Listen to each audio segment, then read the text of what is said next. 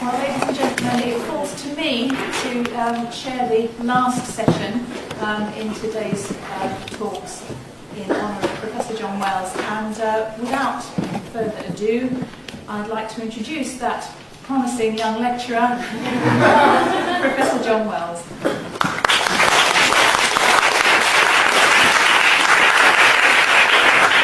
Thank you very much. I feel sort of overwhelmed. It's been a most interesting day, and it's been absolutely fascinating to hear from my former students and colleagues about all these things I'm alleged to have done or said over the years, which I'd on the whole quite forgotten about. But there we are. I look back to the person who first taught me phonetics, which is John Trim. I went to Cambridge reading classics as a sort of automatic consequence of what I'd had to do at school. And I discovered phonetics really while I was there. Trim was on his own as the only lecturer in this subject. It wasn't examined, it was an optional thing. I mean, taught, if you believe, on Saturday mornings. So he had to be fitted in, but I found it absolutely fascinating and was sure that that's what I wanted to do. Looking back at my diaries for 1960, when I was, in my last year at Cambridge, I find that very interesting entry in phonetic symbols. For those of you who are sort of new to the subject, those are some of the old click symbols in and amongst other things there. It says, of course, Gegenmühlenmet, words to that effect. Trim had given us an exercise. Instead of him dictating to us for ear training, those of us in the class had to invent a nonsense word to dictate to everybody else. Very good, modern way to teach. And that was the word I decided to attempt. Putting in it, as you can see, everything we've been taught: cardinal vowels, implosives, nasalized clicks, tones, ejectives, voiceless S, and so on. The other written in English entries are interesting too, aren't they? Minus X compared with minus X, and sibling compared with quibbling, showing that even then I was fascinated by, yes, Jones's juncture, and this question of syllabic, well, non-syllabic versus syllabic L, as exemplified in that near minimal pair. Well, as I've also told you, I did meet Daniel Jones, three of us in the room, is it now, who met him, an ever-diminishing band. I've described this in my sort of personal history, my little autobiography, which you can find on the web. Jones was, yes, very old when I met him, and what really I remember about him is how he didn't have any of the ordinary conversational chit-chat or small talk that you expect from somebody. I mean, he was entirely polite and so on, but when I got to his house at Gerrard's Cross, he sat me down and he made me do some phonetics and read to him from a phonetic text of Hindustani. And really I think it was a kind of, yes, test. He wanted to make sure that this new person that they have gone and appointed at UCL will be able to do all the right things. So could I control aspiration? Could I distinguish between dental and retroflex? Could I do all, make nasalized vowels, all monophones and so on, that you have to do in Hindi? And once I had shown that I could, then he was prepared to talk to me, as it were, as an equal. So that was a very memorable thing. The other people who taught me at UCL, of course, were particularly Gim and Doc, A.C. Gibson and J.D. O'Connor, and I learnt all that I know really from them. And I well remember going for supervision with O'Connor, where we did indeed do nonsense words with O'Connor, and as I came out from my session with O'Connor, the undergraduate sitting there outside on a chair waiting to go in was David Crystal from the English department. Heroic days. I was chatting the other day to a former lecturer in the Department of Scandinavian Languages, lecturing Swedish, Karen Heatherick, and she said, "Oh, I always think of you as the baby of the phonetics department." You can see that she's been retired some time. I couldn't find the picture of the phonetics department when I first came to it in 1960, but I did find this photograph from the summer course in 1947, and you can see there ranged across. Peter Denish there, Olive Tooley, Gibson, looking rather younger, with a widow's peak he had when young. Hélène Cousnoble, who taught me French phonetics and reduced everybody in the class to tears by her dragon-like behaviour. Non, non, non. So at least that's given me a very strong internal monitor of my pronunciation of French. Result, I daren't open my mouth in French. There's Daniel Jones. There, I don't know who that is. It might be Parky or it might be, perhaps Ben, you can tell us. Don't know. I think it's probably Miss Congress that I am for sure. Yes, his secretary at the time. There's Julian Pring. Whoops, yes. And then Marguerite Chapelin, la jeune fille, the girl who gave us practical practice in French pronunciation, and a very youthful James O'Connor.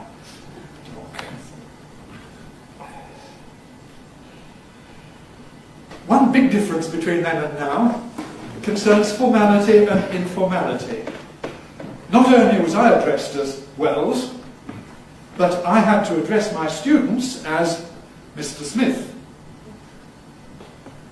Miss Eccles, whatever it might be. Everybody was Mr. or Miss. No use of first names. That came in later. Gim and Doc, of course, had their nicknames, so we called them by those names. I mean, after we got over calling them Mr.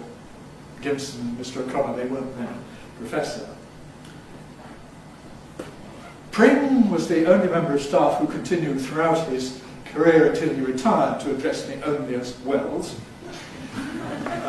Others were more flexible and started adopting the new modes of address when they came in the 1960s with the student revolution. And of course, we started calling the students by their first names, and then, horror of horrors, they started calling us by our first names. Then that became terribly old hat, and they went back to being more formal again, and we've had a kind of pendulum going one way and the other. The other thing I wanted to mention about formality and informality, though, concerns job applications. When I was near the end of my master's course, two-year master's course in those days, I hadn't got any very firm plans for what I would do next.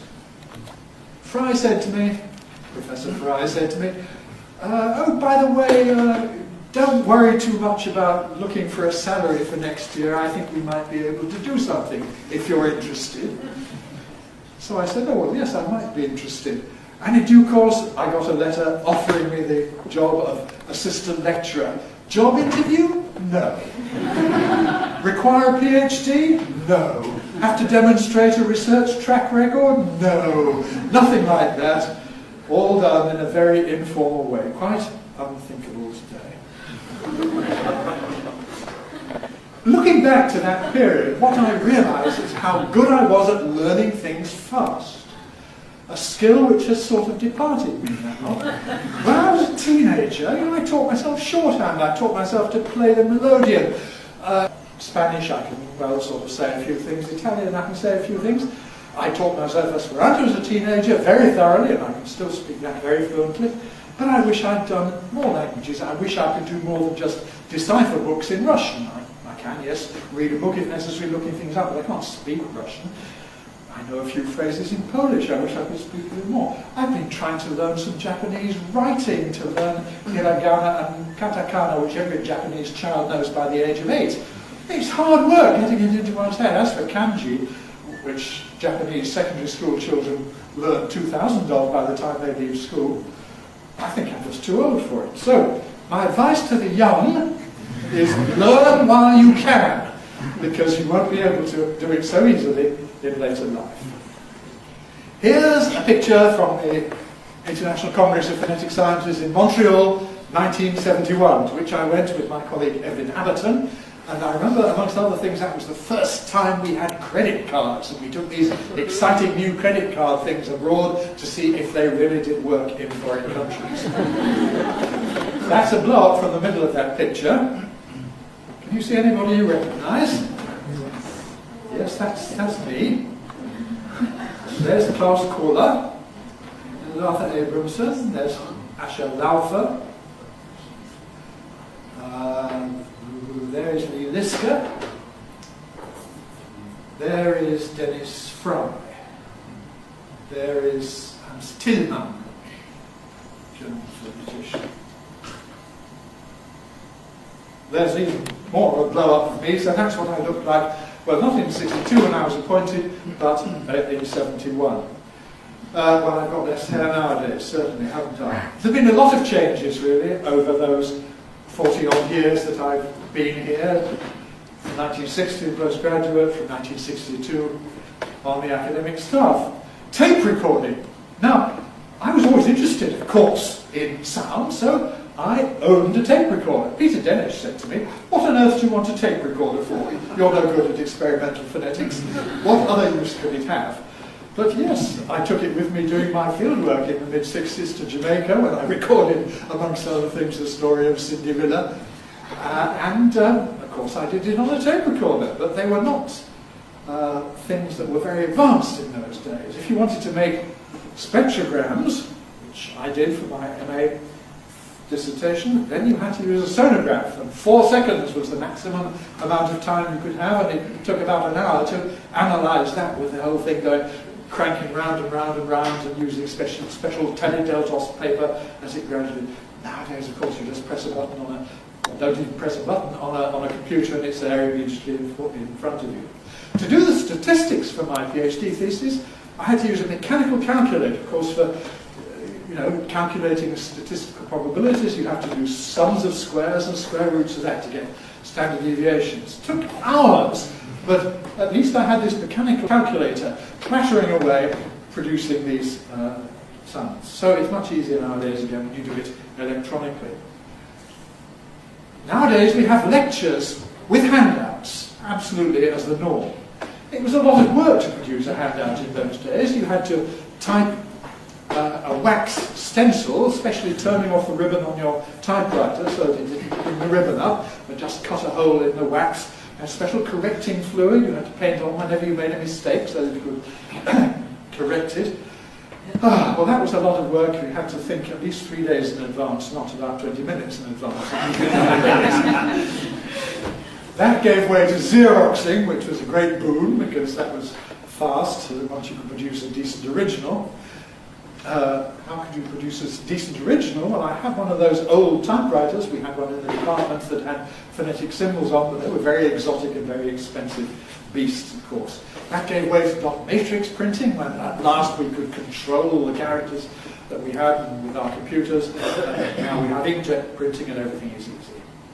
Slides, glass slides, or innovations of other materials. They finally gave way to overhead projection, which some of us are still using, and that in turn has given way to PowerPoint, which is what you see in front of you now, which is such that, since Val suggested this morning that I say a word or two on Esperanto, I quickly changed my PowerPoint presentation that I did last night, and now it's got this in, and we can see it in a minute. Blackboards have given way to whiteboards, and indeed to interactive whiteboards. There's one of those old typewriters. You can't see from here that it's a phonetic one, but it is. In 1984, there was no Estuary English. Well, I forget why I chose the date 1984.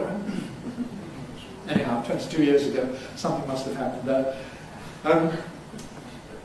There was nothing for me to mention in my 1982 book about English accents, about Estuary English, because the term hadn't been invented. That's actually why I put 84, since the year it was invented, of course, by David Rosewall. Now, Joanna has successfully exploded it. Maybe we can gradually forget about it. 20, 30 years ago, no World Wide Web, of course. No Google to look up anything quickly, to quickly find how many people use this or that expression. You can now get instant access to the biggest corpus that you could want in the World Wide Web. No Wikipedia to check out what something means. The trouble about Wikipedia, of course, is it's written by its users, which is us, and sometimes it's not all that accurate. The first entries on Scouse, for example, were full of nonsense, and I had to tell my students to disregard it entirely. No email. How could we live without email nowadays? Do you remember writing letters? Oh dear, typing them, finding an envelope, and finding a stamp. What a business. No mobile phones, no texting one another, no word processing. My first interaction with computers, I didn't really get in on this early, which of course the department did with mini computers and so on. My first interest was the little Sinclair ZX81, which was available to the general public and enabled one to teach oneself programming, essentially. And that was something that was really very useful that I learned from that. I must say the maths I did at school was good too. Although it had no practical application in those days, we did learn about binary notation. We did learn about hexadecimal notation. So when I came to want to program a printer, 15 years ago, with phonetic characters, I knew about hex and I could create the code to feed into it. And that was great. And now when we write web pages, again, I understand what a variable is. I understand about hex notation for Unicode and so on, so that's fine. I thought I ought to acknowledge my publishers. The first publisher was Teach Yourself Books, with yes, the Esperanto Dictionary, we'll come to in a minute. Pittman, who published Practical Phonetics. Blackwell, who published my PhD thesis about Jamaican. CUP, Cambridge University Press, who did my Accents 3-volume book, which established my scholarly name, I suppose we can say. And Longman, who did the EPD, which established my name in EFL circles. And I want especially to thank Longman. There's a picture of Della Summers, my constant contact at Longman, who took me to lunch way back and said, how about writing a pronunciation dictionary as a rival to the Daniel Jones one? And I said, what a good idea. And I did, so thank you to Della for that idea. Yes, and going back to Cambridge for the intonation book, which is out shortly. We had hoped it might be out in time for now, but it isn't going to be out for a few weeks yet, it seems. I've got a little bit of research to report, so I'm going to do it very, very fast. I thought I'd have a look and see what actually happens in an examination when we examine people about intonation. These were native speakers of English, where what they have to do is they're given a sentence which they then have to say aloud any way they like, and then describe the intonation pattern they've used. Then the examiner gives a different version, and they have to describe what the examiner has done.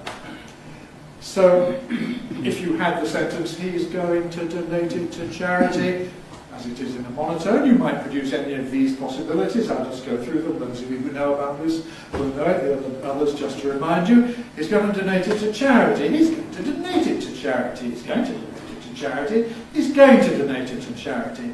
He's going to donate it to charity. He's going to donate it to charity. There was a range of the possible things you could do. Well, there were 19 candidates. They scored 5 on their own, 5 on the examiners, and their average score over all of this was sort of 52. The range was from 25 to 100%. This is like maths, you can score 100% if you get it perfect. So 7 of these 19 people failed, scoring less than 40. 12 of them passed, and 5 of them got more than 70. Now, what I looked at was the correlation that might exist between the candidate's own production and their success in describing it. And one of the things that they have control over is how many intonation phrases, how many IPs to break it into. And I found very clear evidence, as you can see here, that those who chose to break it into 2 or more IPs scored worse than those who put it in a single IP. This, of course, is because they give themselves a more difficult task of description. If you have a single IP, there's a single nucleus with a single tone and a single head pattern and a single this and that around it. If you do it as 2 IPs, then you've got to double up on all of that. If you do 3 of them, you've got 3. And even if you get 1 right, you've failed to do the others. On the other hand, there was no correlation between where they put the nucleus and their score, no correlation between the choice of tone and their score. So my advice to candidates out of all of this is to keep it natural and keep it simple. People who fail, typically what they do is they say, I'm going to put the nucleus on that word at the beginning. I shall say, he's going to give it to charity. But then because they're in a context where to give it to charity is not actually given by the context, their knowledge of the language overwhelms them and they say, he's going to give it to charity, because they know they've got to still put an accent on the last new item, and they fail to recognise it and fail to describe it, I think. Right, future plans. I divide retiring professors' future plans into two models, which I call the O'Connor model. Now, when O'Connor retired, he said, "That's it with phonetics. From now on, I'm just going to play cricket." And he did. That's one model. The other I call the Ladefoged Quirk Cahoon model.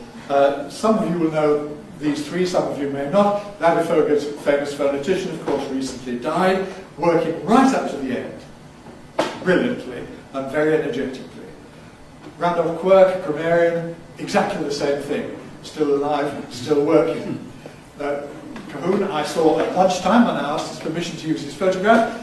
Retired professor of pharmacology at UCL, comes in every day, busy applying for research grants, working away 10 years into retirement. So the two models have nothing more to do with it and have a great deal more to do with it. And I want to achieve a middle way between those two extremes. Because I think I'd be bored if I didn't do any more phonetics. Anyhow, I'm fascinated with phonetics and interested in phonetics. On the other hand, it would be a great relief not to have to come in at particular times and, teach when I'm required to rather than when I feel like it, and not to have to do marking and all the other chores, administration that go with being fully employed. So, yeah, there's the Esperanto dictionary. These are some other things I've done. I started Esperanto when I was a teenager, and my Esperanto dictionary was in fact the first published book that I ever had. And that's really why my PhD was sort of a bit delayed, because I was busy writing that book. But it was a very interesting book to produce because it involved me in comparing bilingual dictionaries across languages to see, what the Esperanto French dictionary says, what the Esperanto German dictionary says, what the Esperanto Russian dictionary says, and compare that with the monoglot Esperanto dictionaries and looking at the evidence of usage and so on, putting it all together. I wrote the Linguistica Esperanto, which is a linguistic description of this and that in Esperanto, which has been pretty successful. It's been translated into various languages, but I never got around to translating it into English, so I'm very sorry about that linguistic aspect of Esperanto. Another dictionary I did is this Gailiadir Esperanto Kimbra Vortaro, which is a bilingual Welsh Esperanto dictionary. Quite short one, concise one, but it also has a description of Welsh in Esperanto and a description of Esperanto in Welsh, both of which are written by me, in the case of the Welsh, with a little help or checking from native speakers, because it would be a bit foolhardy to try it otherwise. But anyhow, that was great fun. And that's perhaps the most exciting thing that came to me through Esperanto. At the time when I was the president of the Universala Esperanto-Asocio, our Congress was in Havana, and so I did indeed get to meet Fidel, who is an absolute charmer, by the way. I mean, you could see he charmed everybody off their feet.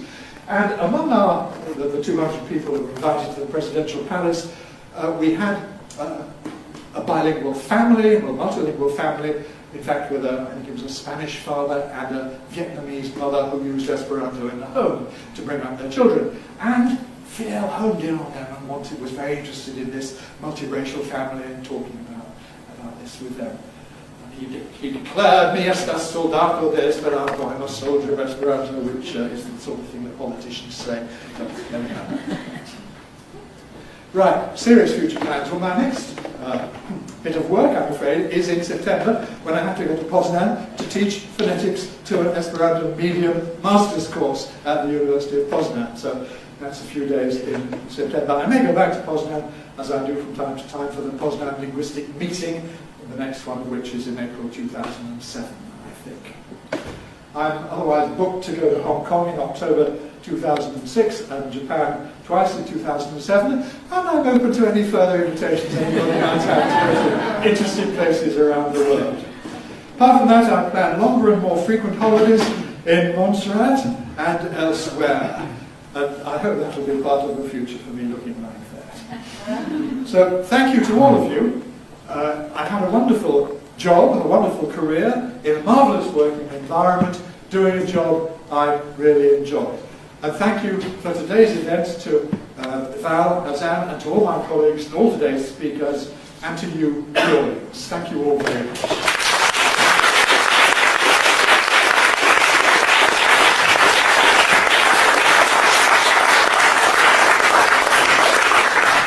Thank you, John. We have time for a few questions. Does anyone have a question for John? If you just want to sit there in awe, that's fine. No questions? Nina. Was Welsh one of the languages that you just picked up? Welsh. Yeah, I didn't mention how I came to learn Welsh. I found, as I taught at UCL, that every now and again I had native speakers of Welsh in my class. And I felt so ignorant. And in fact, when I was an undergraduate at Cambridge, in the 6 of us who chose a language option for classics, there was one native Welsh speaker from whom I collected Welsh examples to quote, regurgitate in the comparative philology paper.